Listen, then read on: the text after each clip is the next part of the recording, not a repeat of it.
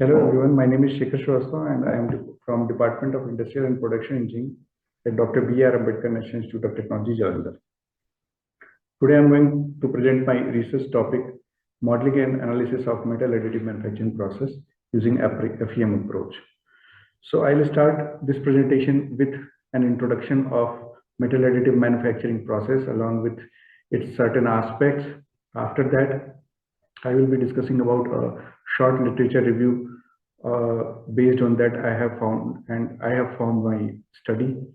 After that, I will be discussing about my framed objective one by one, and after that, the conclusion of the study. So I will start with the presentation now. First of all, what is additive manufacturing and its classification? According to ASTM F2792, additive manufacturing is defined as a process of joining material to make objects from 3D model data, usually layer upon layer, as opposed to subtractive manufacturing process. However, according to ISO ASTM 52900, additive manufacturing processes are basically categorized in 7 types. That is material extrusion, material jetting, wet polymerization, binder jetting, powder bed fusion processes, directed energy deposition process, and sheet lamination process. Among all these 7 types, powder bed fusion processes and directed energy deposition processes usually utilize metal feedstock.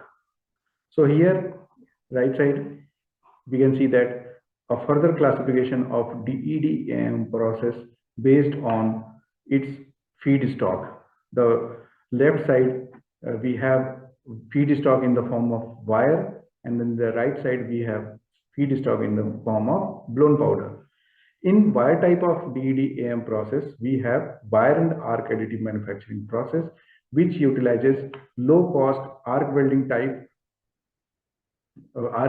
machines, which certainly qualifies it as a low cost alternative to powder bed fusion processes. In this slide, we can see that different constituent elements basically form a metal AM setup. Here we can see that the 3 main constituents are heat source, motion system, and feedstock supply. These 3 constituents basically controlled by a CNC controller. After that, in metal additive manufacturing process, basically heat source comprises of high energy beams and electric arc power. In high energy beams, we have laser and electron beams, and in electric arc power, we have different type of arc welding processes. After that, to interpolate the heat source, we should need a motion system. The motion system is basically utilized by using industrial robots and CNC machine, and at some instances, the combination of these two can be used. After that, for feedstock supply, we have dedicated machines in which metal feedstock has been supplied in the form of powder and wire. In powder, there are 2 types of material supply.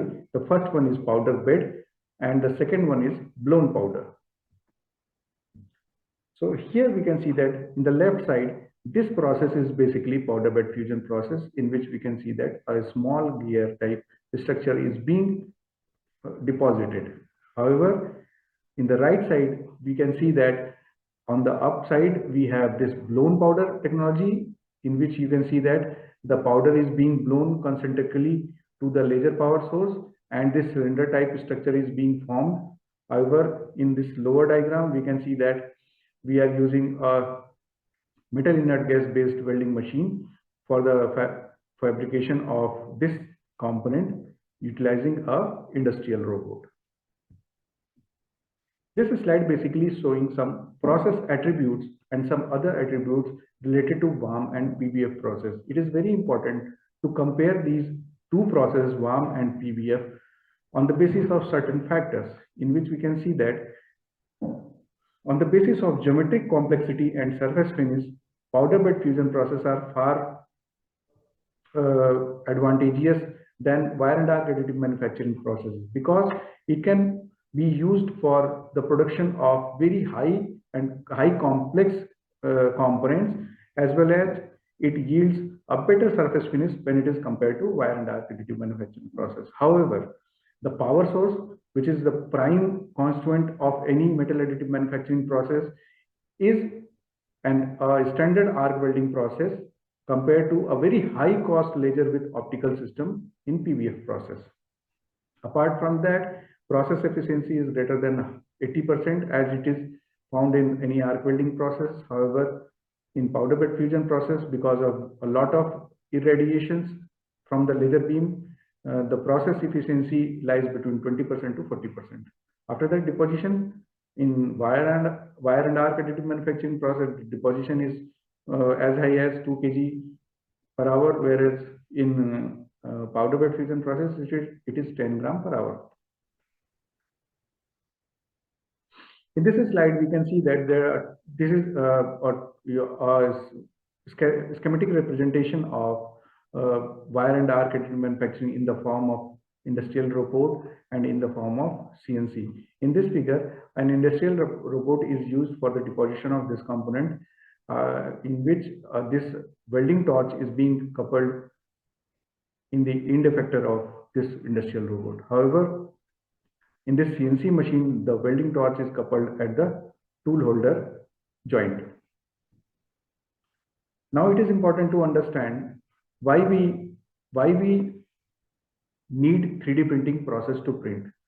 To answer this question, we have to refer this component given in this figure. This component is basically CFM LEAP jet engine 3D printed fuel nozzle. And initially, when 3D printing process or metal additive manufacturing process was not invented, it is fabricated with the help of different conventional and unconventional manufacturing process. So with the help of those processes, first 20 different small parts were manufactured, and after the complete manufacturing, it is assembled to form this complete shape. After that, it can be sent for the application. However, after the invent of 3D printing process, this whole component can be fabricated in one go. So based on that, its fuel efficiency has been increased by 15%. Due to less wear and tear, its service life is increased by 5 folds, and due to topologically optimized design, its weight is reduced by 25%. So that is how we can conclude that the 3D printing process for this type of component is very far suitable when it is compared to any conventional or any other type of manufacturing process. Now, we must know that if we want to produce any component, is it possible to manufacture with the help of any metal additive manufacturing process, or for that matter, with the help of any additive manufacturing process? So we must refer this video in which we can see that a cylindrical type of structure is being formed. And we can see that a continuous heat accumulation is being formed, and this heat accumulation is producing this dramatic rise and fall of temperature during the deposition in the component. However, this dramatic rise of temperature causing severe consequences. The consequences is in the form of residual stress and distortion produced in the component. Because of the residual stress produced in the component, we can see that the component got delaminated from the substrate before it goes to the application. And because of that, this part qualifies as a failed product and it cannot be further utilized. So we must understand that whether our component could be possible to be printed with 3D printing process or metal additive manufacturing process or not. So for that, it is important to first analyze that will it be possible to print our component with the 3D printing process or not. For that, first we have to understand the thermal cycles, and based on that thermal cycle, we have to predict the residual stress produced in the component. So it can be done in two ways. The first one is numerical modeling technique, and the second one is hit and trial experimentation. And we can see about these two types of approaches in the next slides. But before that, we must understand what is the need of numerical modeling approaches. So in any type of additive manufacturing process which utilizes metal feedstock, there are seven different types of defects shown in this slide has been occurred.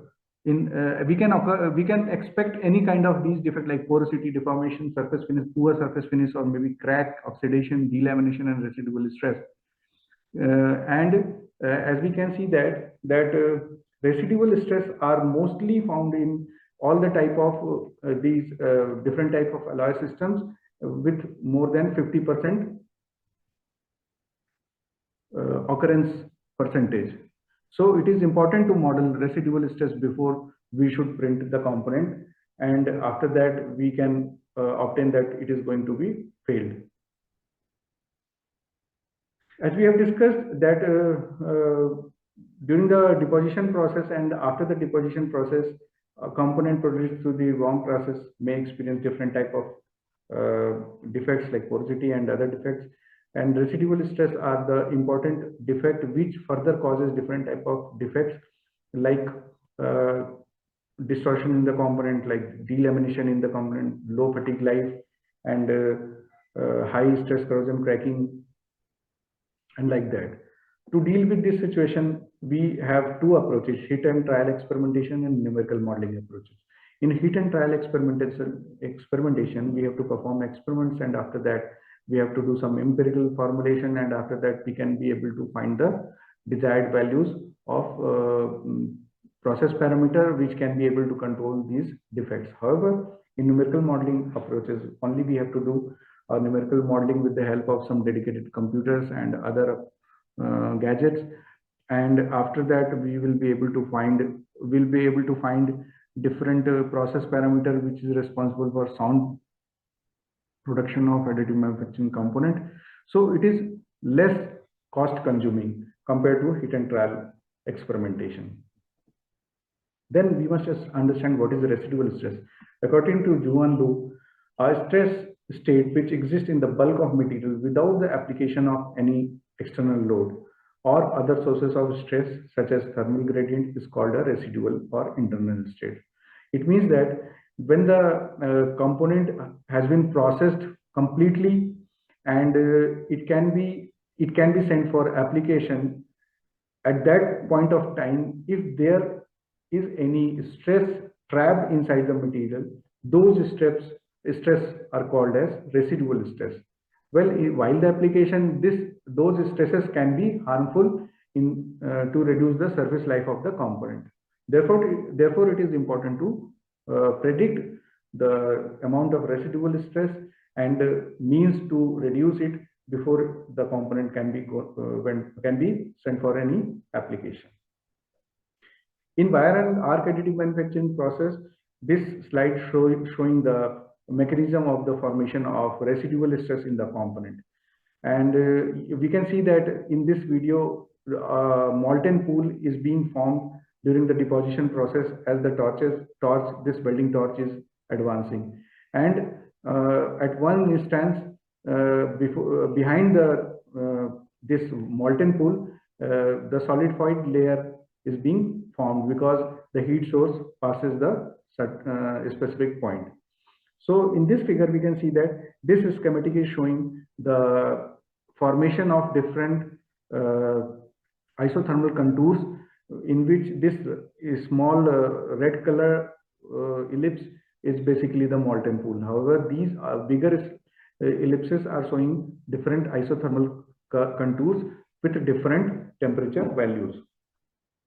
As this deposition direction, as you can see the deposition direction, it means that this molten pool keeps on moving in this direction, and behind it the materials get solidified as soon as this point is passed at certain location.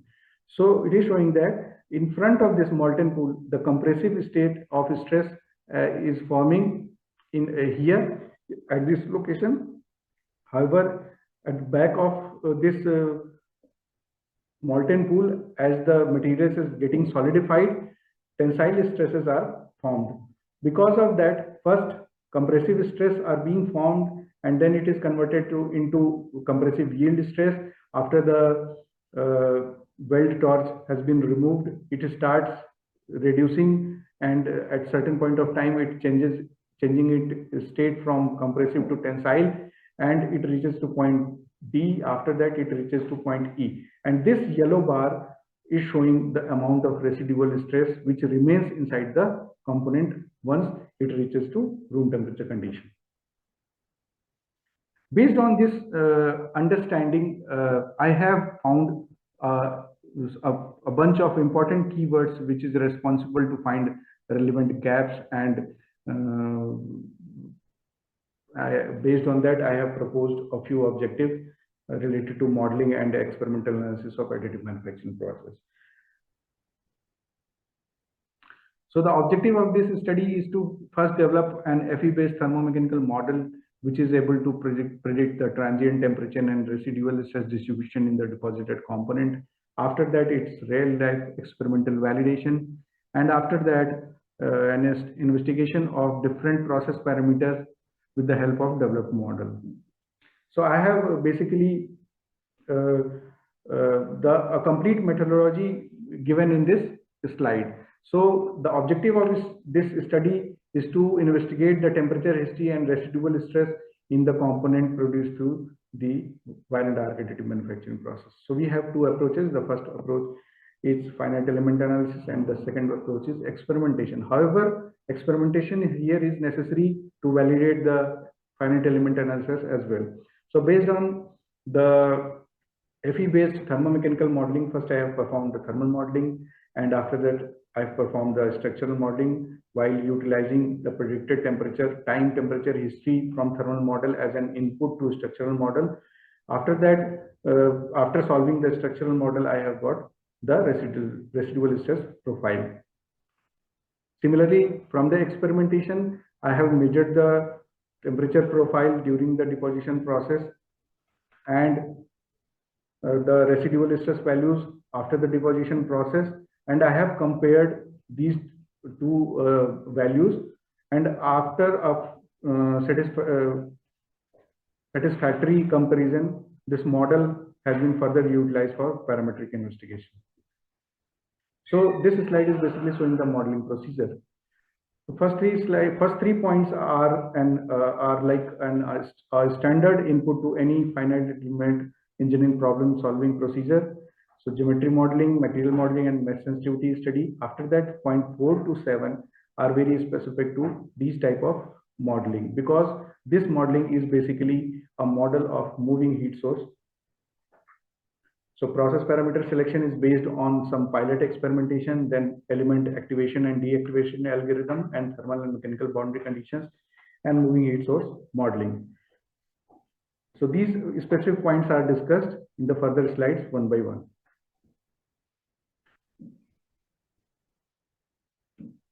So this model is basically thermomechanical model. So two different type of physical phenomena is happening simultaneously, such as thermal as well as mechanical. So in any FEM software, we must couple them to capture capture accurate transient temperature profile as well as residual stress distribution.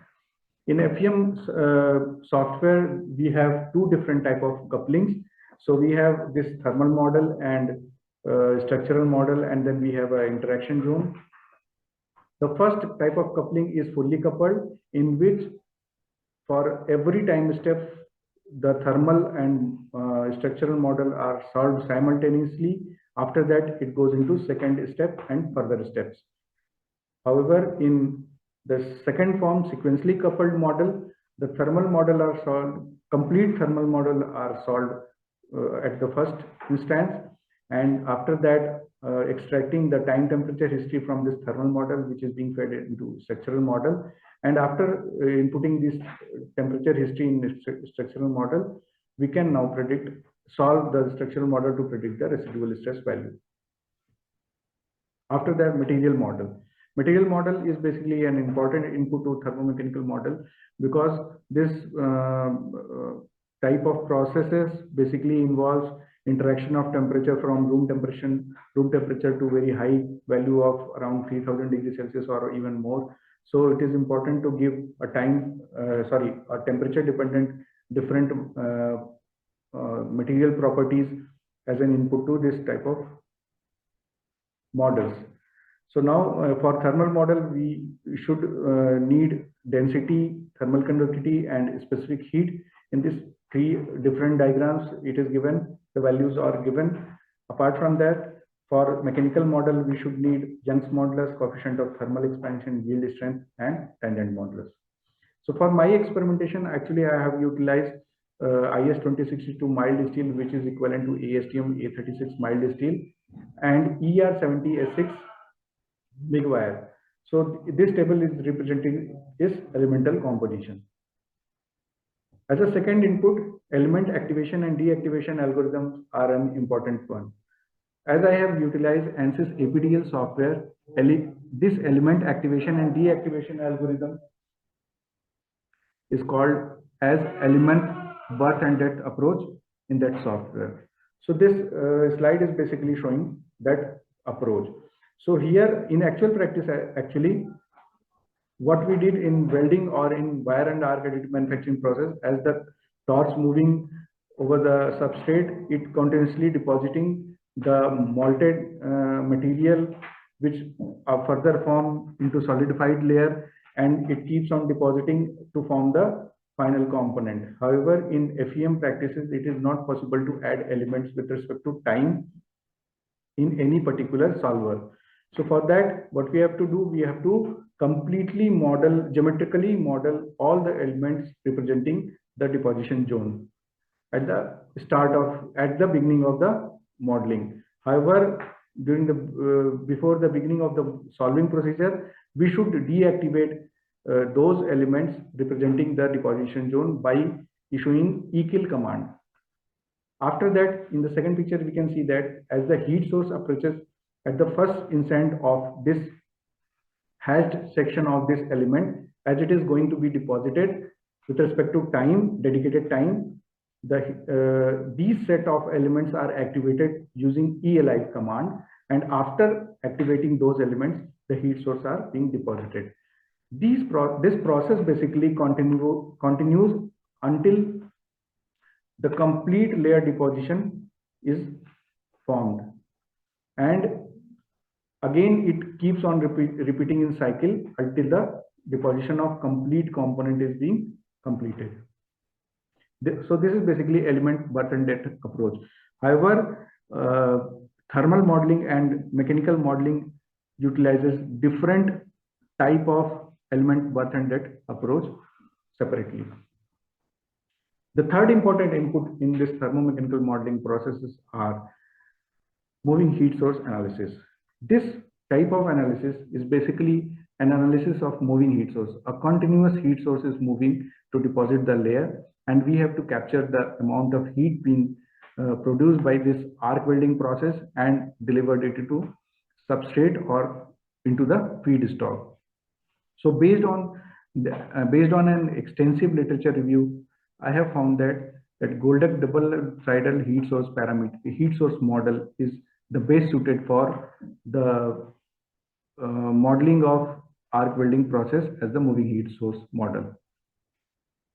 In this figure, we can see that a substrate is shown on which in the red color we can see that this is a double ellipsoidal shape molten pool. This red color zone is basically representing the double ellipsoidal molten pool.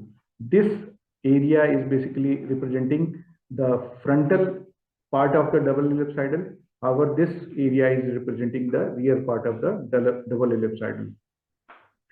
Based on the variation of heat input, as we can see with the help of this skewed normal distribution, we have different percentage of heat input in the frontal ellipsoidal, as well as we have different amount of heat input in the rear ellipsoidal. So for that, we have two different type of equation, which is representing the front heat input and the rear heat input. Only the difference here is we have to compute these values AF, B, C and AR, B, C. These are basically the Goldak double ellipsoidal heat source parameters, which can be calculated with the help of pilot experiment experimentation of a single bead.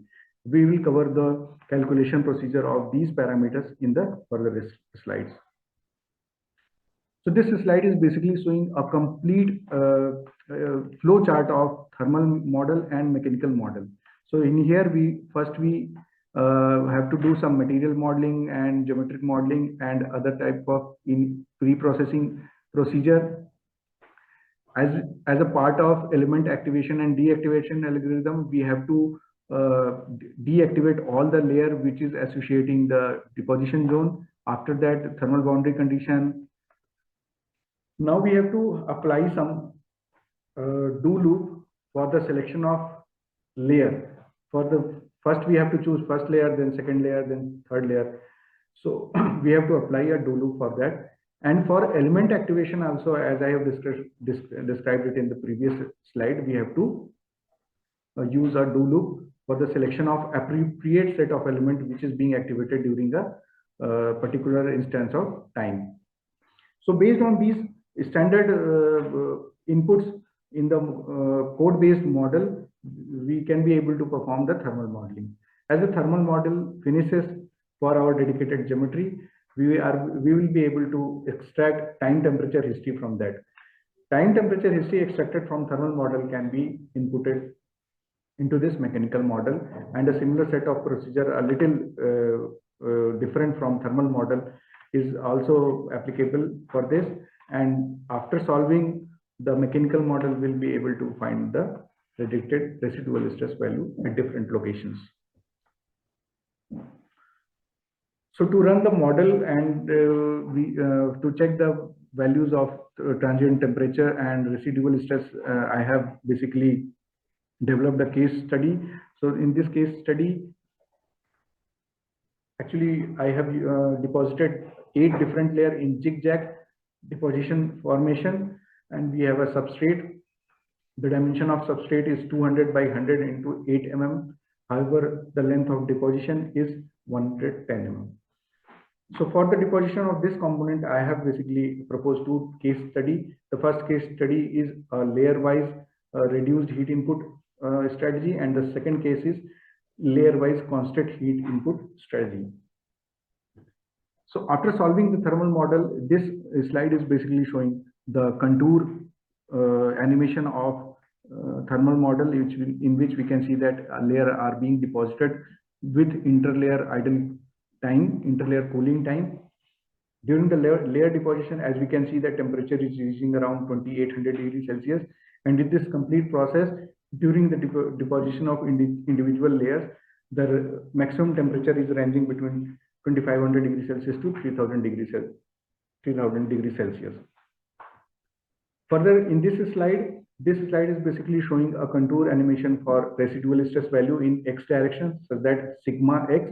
So during the deposition, as we can see that the value of sigma is going around more than 1000 megapascal. However, due to heat treatment effect, during the cooling stage, the values are reducing and reaches between 500 to 800 megapascal.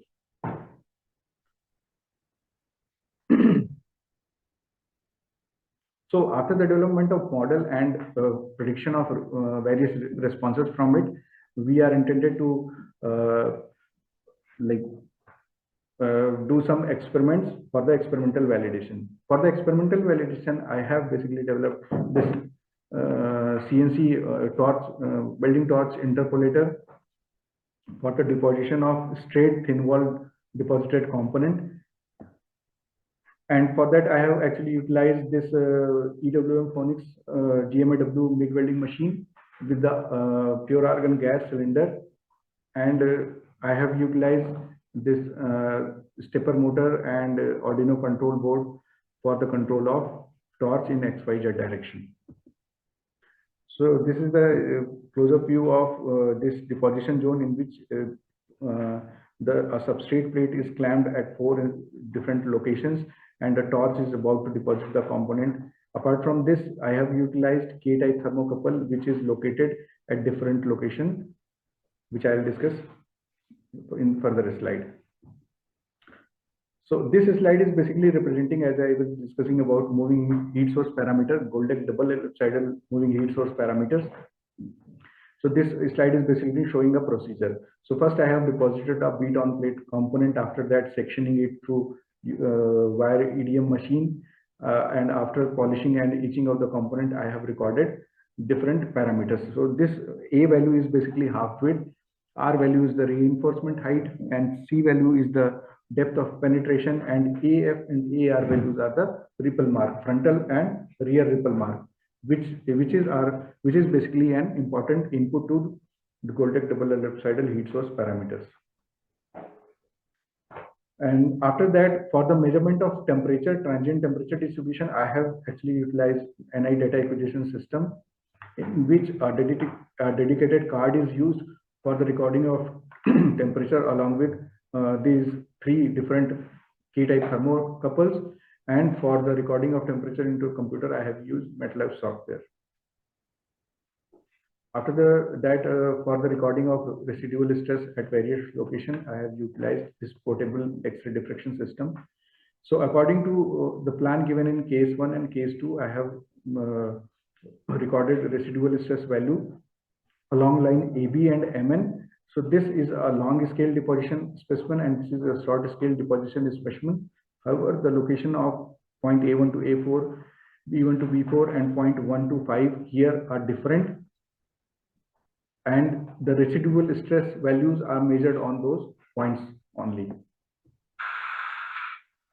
So this video is basically showing the deposition of my specimen for experimental validation.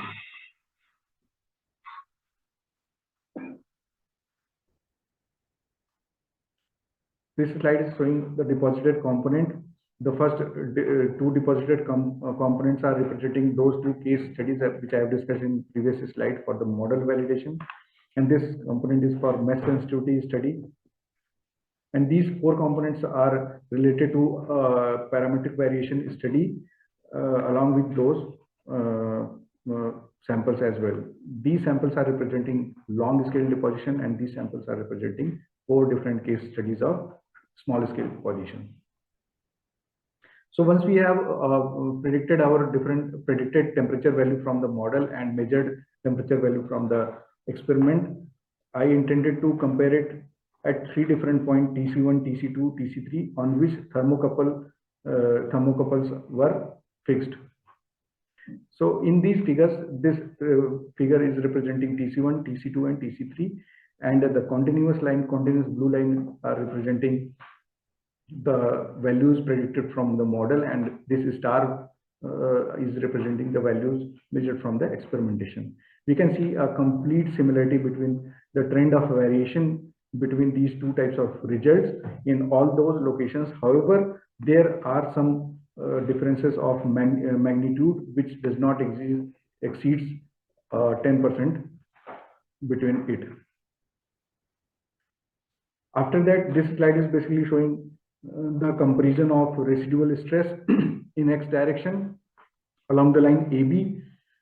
So blue line again is representing the values predicted from the model. As apart from that, these red dots are representing the value measured from the experimental sample and XRD machine at different pointed A1 to A4 and B1 to B4. Again, there is a complete similarity between trend of variation. However, at these 2 points, there are a slight variation of magnitude.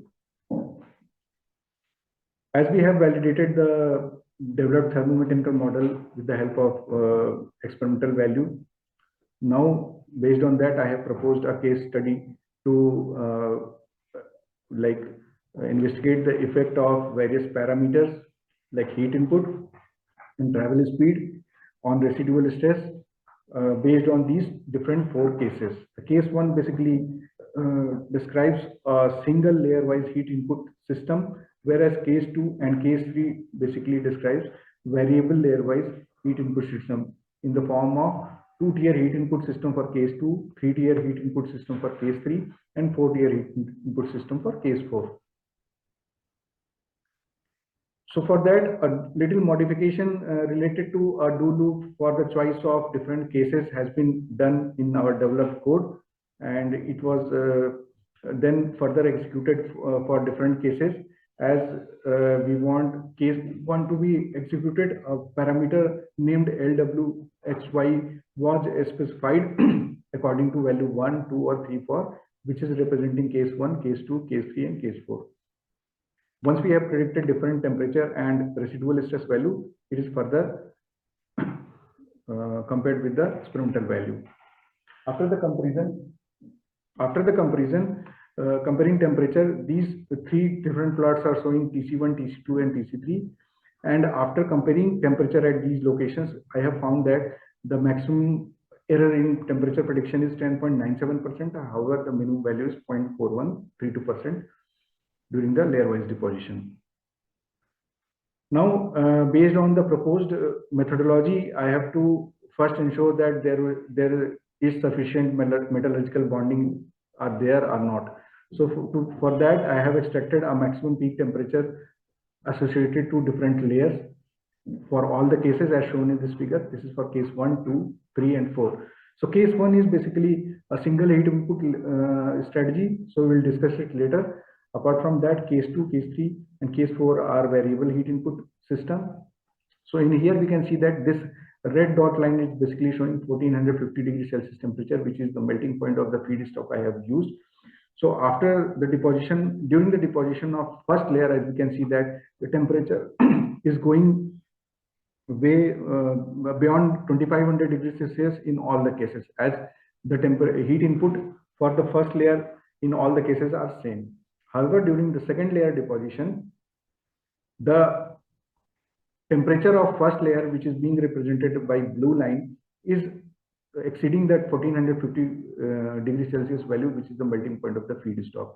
It means that during the second layer deposition, the melting of first layer is also occurring due to the heat addition of second layer.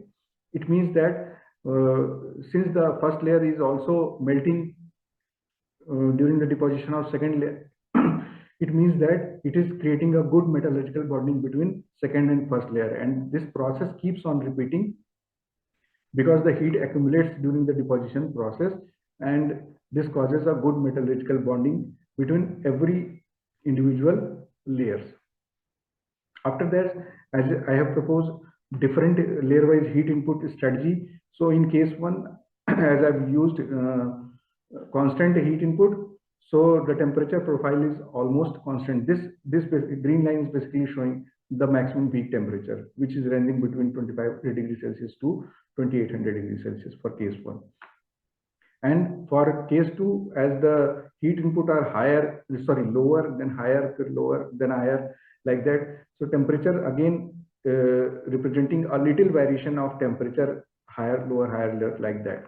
However, the same type of variation are more visible in case 3 and case 4, as the value of heat input are varying more compared to case 2.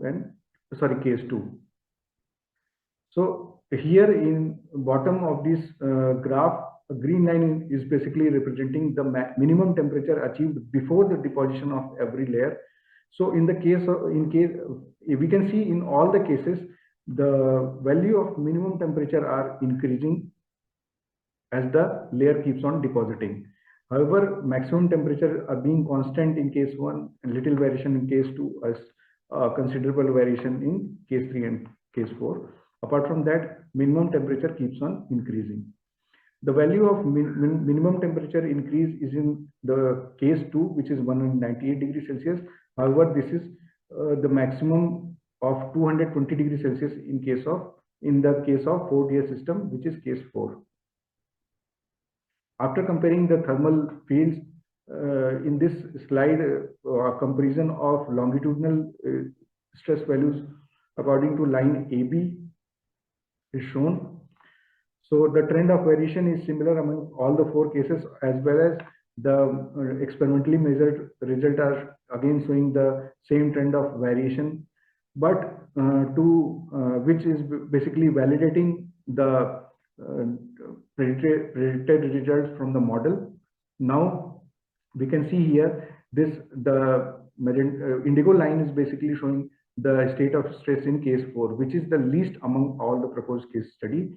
So by adopting a 4-tier heat system compared to a single-tier heat system, we can reduce the maximum value of residual stress in X direction in the case 4. After that, this slide is showing the transverse state of stress. Here again, we are observing the least amount of stress in case 4. And this slide is basically showing the value of equivalent stress, that is von Mises stress, and for different layers. Initially, the value of equivalent stress starts increasing up to the 3rd layer, and after the 3rd layer, because of the heat treatment effect, it keeps on decreasing, and it finally settled at some certain value. In case 1, we can see that the value is around 406 megapascal. However, in case 4, it is around 333 megapascal. By considering case 1 value as a reference, we can observe that there is a slight increase of equivalent stress by 1.02% in case 2. However, there is a significant decrease of 6.41% and 17.94% in the equivalent stress has been observed in case 3 and case 4. Respectively. As the stress I was discussing is on the substrate, this slide basically showing the stress comparison of stress in the deposited component. During the first layer deposition, after the first layer deposition, the value of sigma x, the x direction stress observed in the component is around between 200 to 250 megapascal. However, it keeps on decreasing due to heat treatment effect as the second or onwards layers are being deposited. At the final layer deposition, after it reaches to room temperature condition, the upper surface of the top layer is experiencing the compressive state of stress, which values is ranging between 0 to minus 50 megapascal. These are the conclusion of the study. As I have proposed 4 different type of cases, like single tier heat input, 2-tier heat input, 3-tier heat input, and 4-tier heat input system. So in 3 and 4 tier heat input system, it has been observed that there is a maximum variation of temperature by 8.62% and 13.6%. However, these values are 5.35 and 5.21% for case 1 and case 2 respectively. So if we have to consider the dimensional accuracy of the component, like the layer width and height, so that we can observe or we can deposit previously decided layer height and width. So we have to go with the case 2 such that 2-tier heat input system strategy. However, if we have to care for residual stress, since we are giving the lowest amount of heat in case 4, because of that, case 4, the component produced through case 4 is observing a reduction of 13.07% and 25.83% of longitudinal and transverse stress in the component when it is compared to case 1. So case 4 is recommended where lowest residual stress values are desirable. So these are the research deliverable. So based on the research and findings, I have published 2 review articles in 2 different journals, which is covering all the state of art literature survey related to metal additive manufacturing process in the form of wire and arc additive manufacturing process and powder bed fusion process. After that, this study basically gives an experimental validated transient thermo-mechanical model for additively manufactured component. Based on utilizing that thermo-mechanical model, we can predict temperature profile and residual stress in the component of any length, any width, any height.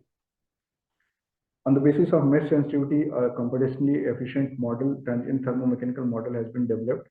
And apart from that, a CNC gantry setup for the fabrication of straight wall builds through the WAAM process. These are some future scopes related to this work. As I have not modeled the microstructure and phase transformation effect in this model, This model can be further utilized to model microstructure and phase transformation effect for the modeling of residual stress in the component. And this model can be further enhanced to develop and deposit complex geometry component.